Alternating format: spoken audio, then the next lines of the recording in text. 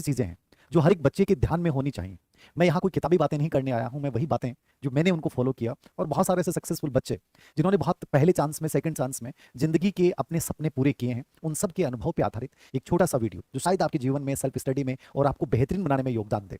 मैं Steve jobs की autobiography पढ़ रहा था और उसमें एक लाइन थी, जो लोग इतने पागल होते हैं जो कि सोचते हैं कि वे दुनिया को बदल देंगे, वास्तव में वो लोग ऐसा कर डालते हैं। ये मुझे बहुत खूबसूरत लाइन लगती है। मतलब कई बार अपन लोग कहते हैं कि यार ऐसा थोड़ी संभव है, ऐसा थोड़ी किया जा सकता है, ये तो पागलपन है। लेकिन सच में जब तुम किसी एक विचार को लेकर इतना पागलपन ले आते हो कि मैं क्यों नहीं कर सकता, कोई एक कारण बता दो कि मैं नहीं कर सकता, तो ये पागलपन कहीं ना कहीं मुझे लगता है अध्ययन में बहुत जरूरी है। आज सेल्फ स्टडी को लेकर कुछ ऐसी बातें जिनको मैंने फॉलो किया और बहुत बेहतरीन पाया, मैं आप लोगों के साथ शेयर करूंगा। पहली चीज, अमूमन आपके दिमाग में रहता है कि सर ऐसा क्या किया जाए जो आपको औरों से बेहतरीन बना दे। मुझे लगता है कि सबसे बेहतरीन चीज है जो निवेश आप करते हो ना, वो स्वयं में करें।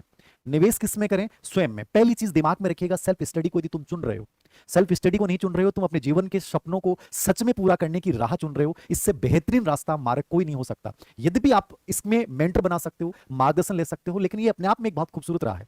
सबसे बड़ी चीज है निवेश स्वयं में करें। सेल्फ निवेश, सेल्फ इन्वेस्टमेंट कैसे? मैं अमूमन आप लोगों से बात करता हूं, आप लोगों के अंदर इतनी इन्फेरिटी है कि सर जरूरी थोड़ी है मैं कर पाऊंगा, जरूरी थोड़ी सा मेरा दोस्त कह रहा था कि तू नहीं कर पाएगा, मेरी रूममेट ये कह रही थी कि नहीं तेरे से तो नहीं हो पाएगा। सबसे बड़ी चीजें हैं सेल्फ इन्वेस्टमेंट का मतलब है आप हर बाहर की चीज को इग्नोर करना शुरू कर दोगे, हर ना को आप हाँ कहना शुरू कर दोगे। उनकी ना तुम्हारी जिंदगी में जब प्रभावित करना तुम्हें बंद कर देती है, ये सेल्फ इन्वेस्टमेंट है। तुम्हें फर्क नहीं पड़ना चाहिए, तुम हमेशा उन कार्यों को वेटेज दो जो तुम्हारे विकास को बढ़ाते हैं, ना कि हम किसी की निंदा कर रहे हैं बैठ के, किसी की चुगली कर रहे हैं, ठीक है, दूसरों के बारे में अपन बातें सुन रहे हैं, नहीं, उनसे तुम्हारी ग्रोथ रेट पे कोई फर्क नहीं पड़ रहा है। यानी कि तुम्हें वही कार्य करने हैं जो तुम्हारे विकास की दर को बढ़ाते हैं। तो पहली जो राह चुननी है वो है सेल्फ इन्वेस्टमेंट, और इसमें जो सबसे इंपॉर्टेंट फार्मूला है वो है 80% जो है वो डिसिप्लिन यानी अनुशासन। इसको अपने आप में फॉलो कीजिएगा, इसको मत तोड़ देना, फिर जिंदगी में कोई चीज आपको नहीं तोड़ पाएगी। अनुशासन इसलिए मैं कह रहा हूं, बाकी चीजें योगदान देंगी, घर की परिस्थितियां हैं, वो सब चीजें हैं, मेरे जैसे मोटिवेटर्स का मोटिवेशन है, गाइडेंस है, लेकिन सबसे इंपॉर्टेंट चीज मैं बोल रहा हूं 80% तुम्हारा डिसिप्लिन होना चाहिए। जिस राह पे तुम चल पड़े, यानी 20% फ्लेक्सिबल बन जाओ, कोई बात नहीं है 20% टूटता है, मैं 100% की बात ही नहीं कर रहा। 80% तुम उसको फॉलो करोगे और हर हाल परिस्थिति में करोगे। यदि तुमने एक दिन खराब कर दिया कोई नहीं, अगले दिन उसको रिकवर करो, एक वीक में उस डे को रिकवर करो, कैसे भी एक अनावश्यक टाइम को अपनी लाइफ से बाहर निकालो जो आपका हमेशा वेस्टेज जाता है, वो सब चीजें तुम कैसे भी कर लोगे। बस इसमें विश्वास रखना कि मुझे 80% डिसिप्लिन को 100% फॉलो करना है। और दूसरी चीज सेल्फ इन्वेस्टमेंट में ये आता है कि आप टर्म प्लान जरूर बनाएं। टर्म प्लान मतलब आप किसी इंश्योरेंस वाले के पास जाओगे ना, तो आपके पास ये कहेगा कि बताओ कितने महीनों का लगे, 3, 1 साल, 2 साल, 5 साल, 6 साल। ये स्टडी का बहुत इंपॉर्टेंट फार्मूला होता है। जब भी हम तैयारी शुरू करते हैं, मान लीजिए मुझे ग्रेड 3 की प्रिपरेशन करनी है, तो मैं 1 साल का टर्म प्लान बनाऊंगा। मुझे ग्रेड फर्स्ट करना है, मुझे पास 3 महीने, ग्रेड सेकंड है मेरे पास 5 महीने, 6 महीने, मेरे पास जो भी भर्ती है, पटवारी है, कोई भी भर्ती, आप यूपीएससी कर रहे हैं, आरएस कर रहे हैं, आपका टर्म प्लान आपके दिमाग में जरूर होना चाहिए। वो टर्म प्लान आपका 12 माह का हो सकता है, 6 माह का हो सकता है, 3 माह का हो सकता है, ठीक है। इस टर्म प्लान में शॉर्ट प्लान बनाए, ठीक है ना, शॉर्ट प्लान एसपी, ठीक है। शॉर्ट टर्म प्लान क्या होता है? हर वीक का प्लान दिमाग में होना चाहिए, हर महीने का होना चाहिए कि मुझे इस महीने टारगेट पूरे करने हैं। यदि आपने 12 महीने आपके एग्जाम में टाइम है तो उसके अकॉर्डिंग आप फिर महीने वाइज बनाइए, ठीक है। 6 महीने हैं तो आप 15 दिन के अकॉर्डिंग बनाइए, और जब 3 महीने हैं तो आप हर वीक में जो चीजें तय करते हो उनको पूरा करने के लिए अपने आप को झोंक दीजिए। तो टर्म प्लान जो है वो सेल्फ इन्वेस्टमेंट को बढ़ाता है, 80% डिसिप्लिन जो है वो सेल्फ इन्वेस्टमेंट को बढ़ाता है। मैं कठोरता की बात नहीं कर रहा, फ्लेक्सिबल जरूर बनिए, मस्ती भी कीजिए, लेकिन सेल्फ इन्वेस्टमेंट बहुत जरूरी है। नंबर 2, दूसरी जो चीज सबसे इंपॉर्टेंट इसमें वो ये है, दूसरी चीज जो इंपॉर्टेंट है, एक सेकंड, कभी भी जब तुम राह पे निकल पड़े, कि कई बार होता है कि आपके दिमाग में भी रहता है कि सर मैं ये कर रहा हूं और मुझे टॉप रैंक पे आना है, कभी भी घोषणा मत करना। दूसरा जो सेल्फ स्टडी का फार्मूला है, घोषणा करना दबाव बनाता है। तुमने कहा कि मुझे चौथी रैंक आ जाएगी, 5वीं रैंक आ जाएगी, जब तुम उसके अकॉर्डिंग चीजें नहीं कर पाओगे ना, तुम्हारे पर इतना प्रेशर आ जाएगा कि तुम एग्जाम से बाहर हो जाओगे।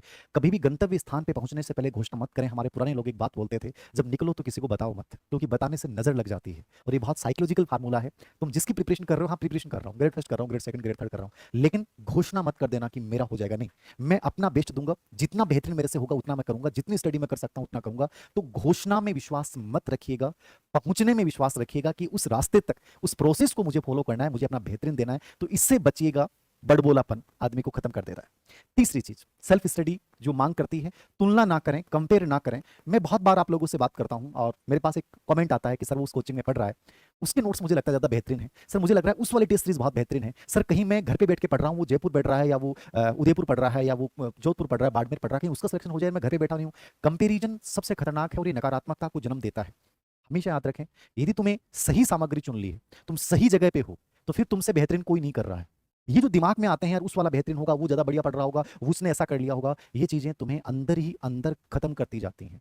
तो दूसरों को अपने अंदर मत लेके आइए, अपने आप को डेवलप करने पे ध्यान दें। कंपैरिजन सबसे खतरनाक होता है, और सेल्फ स्टडी में कभी कंपैरिजन मत कीजिएगा कि वो तो इस तरीके से पढ़ रहा होगा। अपना तरीका जहां आपको सुकून मिलता है, जहां आप डेली के टारगेट पूरे कर पा रहे हो, इसका मतलब वो सबसे बेस्ट है। बाकी चीजों पे ध्यान मत देना, ये हो गया वो हो गया। और एक चीज स्पेशली मैं बता देता हूं, तुलना में एक चीज और याद रखिएगा, कई बार होता है कि सर मैंने इतना टाइम खराब कर दिया, क्या मैं अब कर सकता हूं क्या? ये सवाल बहुत बेतुका सवाल होता है।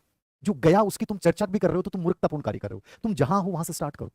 तुम्हारा क्या किया, तुम्हारे अतीत में क्या किया, तुमने एक दिन दोस्तों के साथ खराब कर दिया, तुम अगले दिन सोच रहे हो कि यार मैंने कल दिन खराब नहीं किया होता, कर दिया ना। अब क्या करना है? अब उसकी भरपाई करनी है, अब उसको बेटर बनाना है। तो उस चीज को जो अतीत तुम्हारा था उसको वर्तमान पे हावी मत होने दो। तो कंपैरिजन बहुत नेगेटिव चीज है, इसको आप कभी भी अपनी लाइफ में मत लेके आए।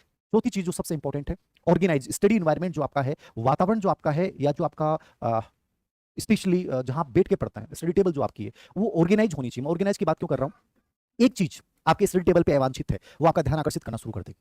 एक किताब का पेज पलटा हुआ है, एक नोट्स दूसरा पड़ा हुआ है, वो बार बार तुम्हारा ध्यान अट्रैक्ट करेगा। यदि तुम्हारी स्टडी टेबल या तुम्हारा रूम अनऑर्गेनाइज्ड है, 100% तुम्हारी जीवन अव्यवस्थित बन जाएगा।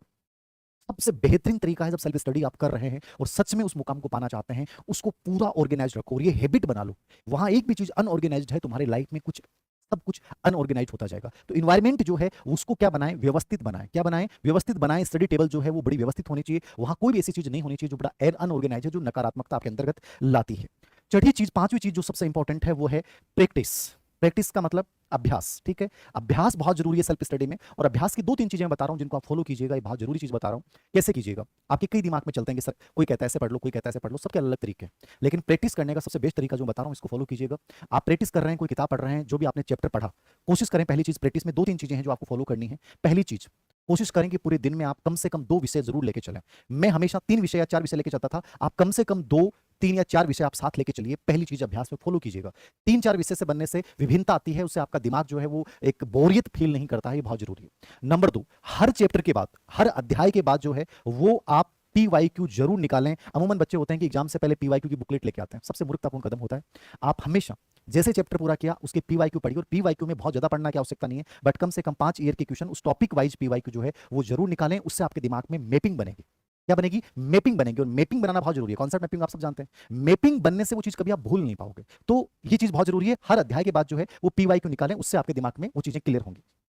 तीसरी बड़ी इंपॉर्टेंट चीज ये है कि जो अध्याय आपने पढ़ लिया है, जो उसकी प्रैक्टिस कर रहे हो, उसमें आप डेट डाल दीजिएगा। जैसे मैं करता था किताब के ऊपर कि मैंने इस चैप्टर को, मान लीजिए कि मैंने 5, 3 और 25 को पढ़ा, फिर मेरा दूसरा रिवीजन जो आया वो आया इसका 18, 3 और 25। तो मेरे दिमाग में होता था 2 बार पढ़ लिया, मतलब पॉजिटिविटी आती थी। ये आपको बहुत सारे कंफ्यूजन से बचाता है। मैं इसका जरूर इस्तेमाल करता था, ये आपकी आदत है। आप यदि करते हो तो उस पर डेट लिख देना कि उसका रिवीजन टाइम क्या था। कोशिश करें कि 7 दिन या 14 दिन के बाद उसका रिवीजन होना चाहिए। 7 या 14 दिन का एक शेड्यूल तय कर लें कि रिवीजन जरूर करें, ठीक है? ये 3 चीजें जरूर फॉलो कीजिएगा। उसके बाद अभ्यास में ये चीज मैंने बताई है, इसको फॉलो कीजिएगा, इसको अपना बेस बना लीजिएगा, उसके बाद देखिएगा।